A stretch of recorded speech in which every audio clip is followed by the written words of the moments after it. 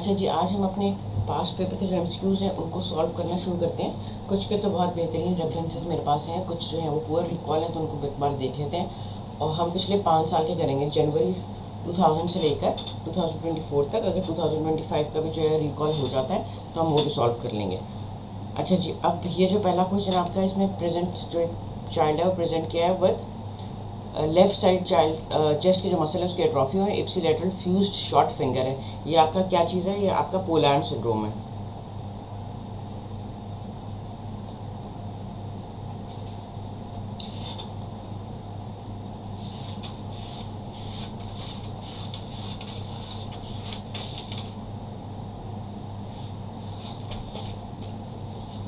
इसका रेफरेंस आपको मिलेगा बेले के ब्रेस्ट के चैप्टर में, पेज नंबर 927 पे।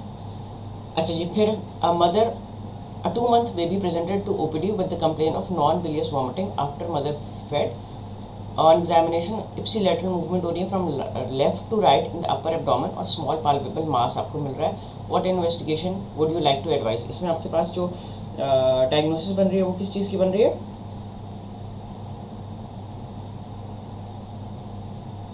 हाइपरट्रॉफिक पाइलोरिक स्टीनोसिस की बन रही है। और बेले की पीच चैप्टर में आपको मेंशन किया हुआ है कि अल्ट्रासाउंड जो है वो उसकी कंफर्मेटरी डायग्नोसिस है।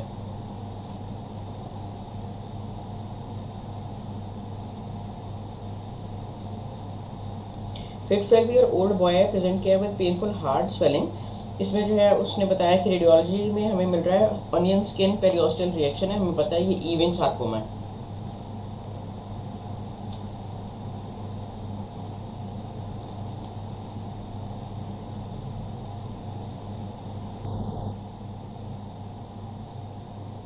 अच्छा जी, 14 साल का बच्चा प्रेजेंट किया with sudden calf swelling with mild dorsiflexion of foot while playing tennis.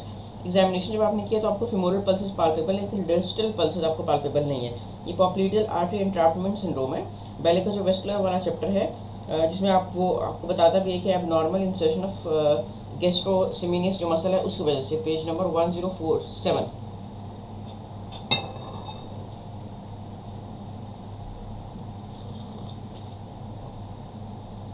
एक चीज़ और है, इसमें जो एक्लीज टेंडन रप्चर है उसका भी ऐसे सिनेरियो आता है कि एक पेशेंट है वो टेनिस प्ले कर रहा है और टेनिस प्ले करने के बाद उसको एक पॉप की साउंड जो है वो मिलती है और अब जो है वो डॉर्सीफ्लेक्शन ऑफ फुट कर नहीं पा रहा, तो उसमें आपने क्या चीज़ उठानी है? उसमें आपने एक्लीज टेंडन रप्चर उठाना है। ये भी आपका बेली का ही रेफरेंस है। ये दोनों अलग अलग सिनेरियो हैं।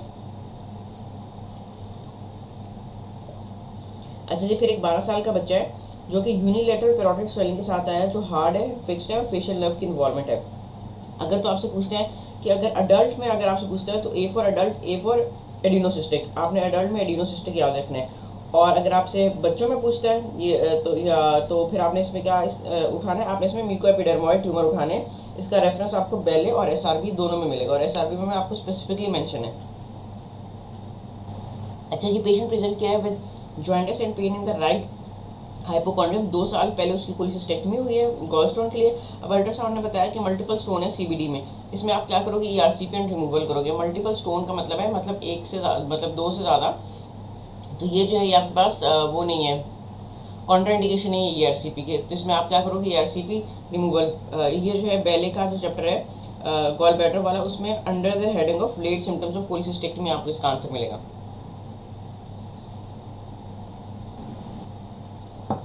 अच्छा, ये एक 72 ईयर ओल्ड हाइपरटेंसिव और ischemic heart disease hypertensive ischemic heart disease और डायबिटीज मेलाइटिस का पेशेंट है, और वो प्रेजेंट किया है empyema of the gall bladder के साथ। अच्छा जी, एम्पायमा के साथ अगर प्रेजेंट किया है तो आप इसमें इमरजेंसी कोलिसिस्टोस्टमी करोगे। अगर ये जो एम्फाइसीमा के साथ या air in the gall bladder के साथ प्रेजेंट करता है तो वो आपके पास जो है वो सर्जिकल इमरजेंसी है। उसमें आपके पास gas in the gall bladder, वो सर्जिकल इमरजेंसी है, उसमें आपने इमरजेंसी कोलिसिस्टेक्टमी करनी है। बेले के पेज नंबर तो मैंने मेंशन नहीं किया। बेले का जो गॉल ब्लैडर वाला चैप्टर है उसमें जो फिगर है आपका 71.6, उस फिगर के नीचे जो लाइन मेंशन है वो है कि gas in the gall bladder है, इमरजेंसी कोलिसिस्टेक्टमी इज इंडिकेटेड। अगर गैस हो, ये जो है ये पस की बात करा तो इसलिए हम इसमें इमरजेंसी कोलिसिस्टोस्टमी जो है वो उठाएंगे। फिर है पोस्ट कोलिसिस्टेक्टमी केस प्रेजेंट किया है with collection in the liver bed और माइल्ड सिस्टिक डक्ट की डायलिटेशन है। आप इसको क्या करोगे? आप कलेक्शन और माइल्ड डायलिटेशन है इसको जो है आप कंजर्वेटिव रखोगे। इसमें जो आपका मास्पी का टेबल है आप उसको फॉलो करोगे कि आपका जो कलेक्शन है, जो आपका आउटपुट है वो कितना आ रहा है, अगर वो 300 ml से ज़्यादा आ रहा है या वो 300 ml से कम आ रहा है। इस तरह हम इसको डिवाइड करते हैं। 300 ml से ज़्यादा आ रहा है तो इसका मतलब है कि वो हाई आउटपुट है। 300 ml से ज़्यादा हाई आउटपुट, 300 ml से कम जो है वो लो आउटपुट आ रहा है। 300 ml से जब ज़्यादा आ रहा है तो आपने क्या करना है, आपने स्टंटिंग करनी है। स्टंट करके आपने क्या करना है, 6 to 8 वीक का वेट करना है जब तक आपका जो ये बिल्डिंग चैनल्स हैं वो डायलेट हो जाएंगे, और उसके बाद फिर आप आपका जो सर्जिकल ट्रीटमेंट है वो आपने करनी है। कोलिडोकोजेनोस्टमी कर रहे हो या कोलिडोकोडुलोनोस्टमी करो, जो भी आप लेके जा रहे हो। और इफ़ इसमें से भी आपको चूज़ वन करना पड़े तो आप कोलिडोकोजेनोस्टमी उठाओगे, वो ज़्यादा बेहतर है। ठीक है जी। और अगर आपका जो बाइल का मेंशन किया है कि जो आपका आउटपुट है वो 300 से कम आ रहा है तो उसमें आप क्या करोगे, आप कंजर्वेटिव मैनेजमेंट करोगे, आप ड्रेन डाल देते हो। यानी कि अगर आपके पास कोई पेशेंट ऐसा आता है जो आपने कोलिसिस्टेक्टमी की है और अब जो है वो ऑब्स्ट्रक्टिव जॉइंटिस के साथ आया हुआ है, तो आपका इनिशियल इन्वेस्टिगेशन ऑफ चॉइस क्या है कि आप अल्ट्रासाउंड कराते हो। अल्ट्रासाउंड करवाने के बाद आप देखते हो कि मसला कहाँ चल रहा है। अगर आपको लगता है कि वहाँ पे जी बाइल लीकेज है, कलेक्शन है, तो आप क्या करोगे, अल्ट्रासाउंड गाइडेड ड्रेन डाल दोगे। अब ड्रेन डालने के बाद आपने उस ड्रेन का आउटपुट देखना है, उसका आउटपुट कितना है, 300 से कम आ रहा है, 300 से ज़्यादा आ रहा है। 300 से ज़्यादा आ रहा है आप इंटरवेंशन की तरफ जाओगे, 300 से कम आ रहा है आप कंजर्वेटिव रखोगे।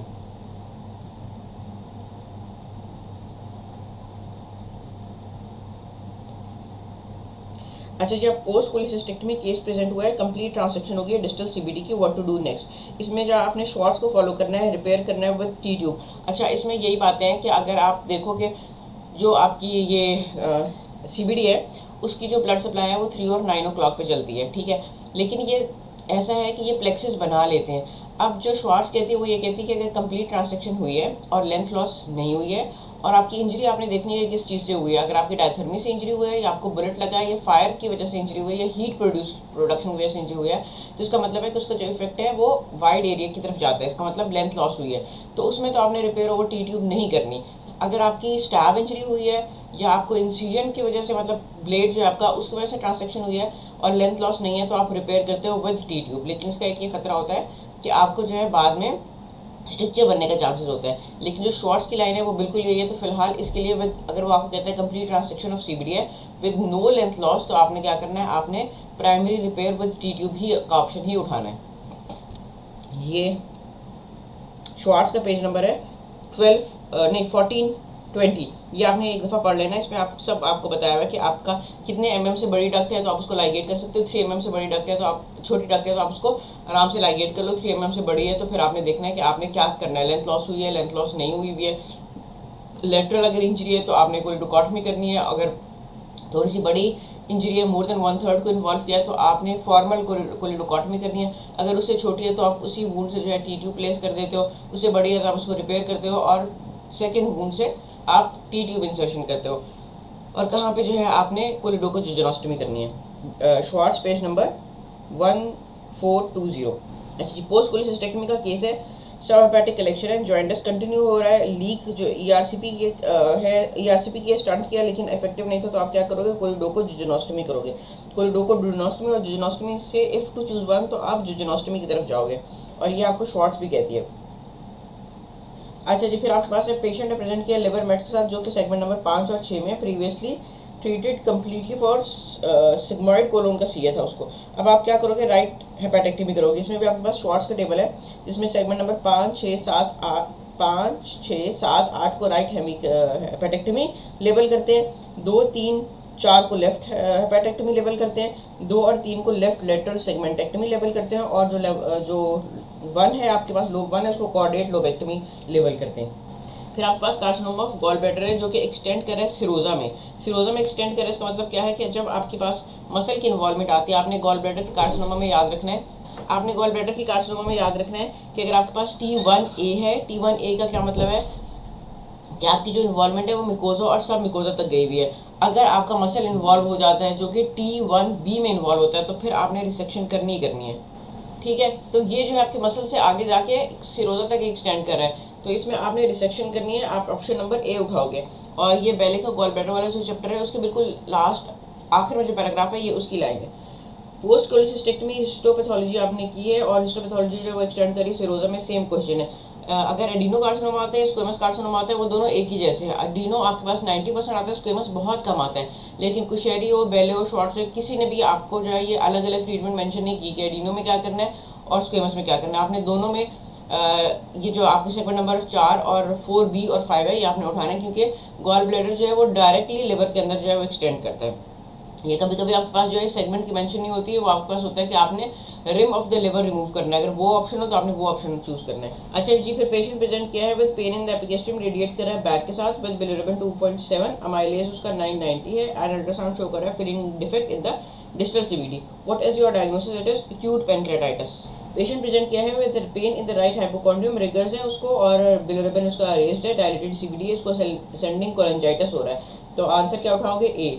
पेशेंट प्रेजेंट किया ओपीडी में, ऑन एंड ऑफ उसको जॉइंटिस हो रहा है, डायलेटेड उसकी सीबीडी है फॉर लास्ट 4 वीक। एग्जामिनेशन पे एब्डोमेन सॉफ्ट है, पेनलेस गॉल ब्लैडर है। What is your diagnosis? Periampullary carcinoma, क्योंकि उसने कहा कि उसको जॉइंटिस जो हो रहा है वो ऑन एंड ऑफ हो रहा है। Periampullary carcinoma see head of pancreas और गॉल ब्लैडर के कैंसर में आप डिफरेंशिएट कैसे करते हो कि जो आपके पास पेरिएम्पिलरी कार्सिनोमा होता है या कोलिडोको के जॉइंट्स में आप कैसे डिफरेंशिएट करते हो?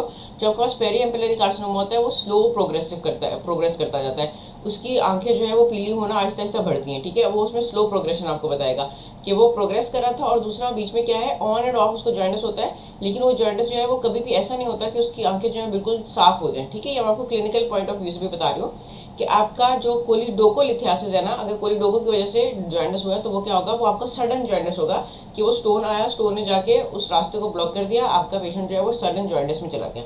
जो कार्सिनोमा होते हैं वो आहिस्ता आहिस्ता जाके रास्ता बंद करते हैं, तो इसमें क्या होता है, प्रोग्रेसिव आपका जॉइंटिस इंक्रीज हो रहा होता है। और ये जो पेरिएम्पिलरी कार्सिनोमा होता है इसमें क्या होता है कि इसमें शेडिंग होती है।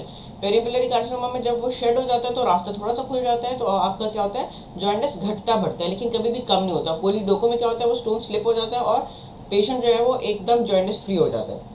इसमें घटता बढ़ता रहता है। प्लस जब यही आपका जो नेक्रोसिस होती है पेरिएम्पिलरी एरिया में, यही आपका जो ट्यूमर होता है स्लफ ऑफ होता है, स्लफ ऑफ के गट में जाता है और वहाँ पे आपको कौन से स्टूल देते हैं, सिल्वरी स्टूल्स देते हैं। ये भी एक मेंशन पॉइंट याद रखना कि ये पेरिएम्पिलरी कार्सिनोमा का पॉइंट है। और सी हेड ऑफ पेनक्रियाज में जो जॉइंटिस है वो प्रोग्रेसिवली इंक्रीज होता है, वो घटता बढ़ता नहीं है। अच्छा जी, फिर 12 साल का बच्चा आपके पास आया, प्रेजेंट किया है with on and of pancreatitis. सीटी ने आपको बताया कि माइल्ड एडिमेटस पेनक्रियाज है विद नॉर्मल ईआरसीपी फाइंडिंग। आप कैसे प्रोसीड करोगे? आप ये सिस्टिक फाइब्रोसिस का पेशेंट है, आप स्वेट जो क्लोराइड टेस्ट है ये करवाओगे, option number A. Multiple trauma का पेशेंट है, आईसीयू में पड़ा हुआ है, उसको राइट हाइपोकॉन्ड्रियम में पेन हो रहा है, अल्ट्रासाउंड ने बताया कि उसका डिस्टेंडेड गॉल ब्लैडर है, इंक्रीज वॉल थिकनेस है, लेकिन उसमें कोई गॉल स्टोन नहीं है। मेरे ख्याल से अगर ये कंप्लीट सिनेरियो हो तो उसमें जो है वो ए कैलकुलस कोलिसिस्टाइटिस का ये पेशेंट है। सी हेड ऑफ द पेनक्रियाज है जो कि इन्वेड कर रहा है इंफीरियर वेना कैवा को, रेज्ड बिलिरुबिन है, हाउ विल यू मैनेज इसमें? अच्छा जी, इसमें जो है हम कीमोथेरेपी का ऑप्शन उठा सकते थे, क्योंकि अभी तक जो है उसने कुछ अच्छा रेस बिलिरुबिन उसने कहा है, तो इसमें हम अगर रेस बिलिरुबिन की बात वो मेंशन नहीं करता, पेशेंट ऐसे सिम्टम्स नहीं दे रहा होता, तो हम इसमें स्टंटिंग का ऑप्शन नहीं उठाते। लेकिन जो इसमें सेफेस्ट ऑप्शन बन रहा है वो आपके पास पेलेटिव का बन रहा है, ठीक है जी। और रेडियोथेरेपी का जो है रोल अभी तक कॉन्ट्रोवर्शियल है, वो कुछ खास जो है वो डिजीज़ को स्लो ज़रूर कर देता है उसकी प्रोग्रेशन को, लेकिन अभी तक जो है ये इसमें कोई खास मतलब लाइक मतलब कंट्रोवर्सीज हैं। कुछ किताबें कहती हैं इसका रोल है, कुछ किताबें अभी तक इसके रोल को नहीं मानती हैं। और अगर कीमो हो तो फिर जो बॉर्डर लाइन सी होते हैं, सी हेड ऑफ पेनक्रियाज होते हैं, उनको हम रख लेते हैं न्यू एजेंट कीमो देने के लिए। तो कीमो का ऑप्शन है नहीं, तो इसमें जो सेफेस्ट ऑप्शन है वो आपके पास पेलेटिव ट्रीटमेंट है विद स्टंटिंग। 12 साल after 12 week of acute pancreatitis, 12 week patient present किया mild attack of back pain को। सीटी ने बताया कि 8 सेंटीमीटर का पेनक्रियाटिक सूडोसिस्ट है। आप क्या करोगे? सिस्टोगैस्ट्रोस्टमी करोगे। पेनक्रियाटिक सूडोसिस्ट के लिए आपने याद रखना है कि वो मेच्योर है या इमेच्योर है। ये वाली जो है मेच्योर है। मेच्योर क्या होती है? वो मेच्योर इनफ होती है कि आप उसको स्टमक में जाके ड्रेन कर सको अगर वो इन्फेक्टेड नहीं है। अगर तो इमेच्योर है तो आप क्या करोगे? परक्यूटेनियस ड्रेनेज करोगे। अगर वो मेच्योर है और इन्फेक्टेड नहीं है आप अंदर ड्रेन करोगे, और अगर वो इन्फेक्ट हुई है तो आपने उसको परक्यूटेनियस ड्रेनेज करना है।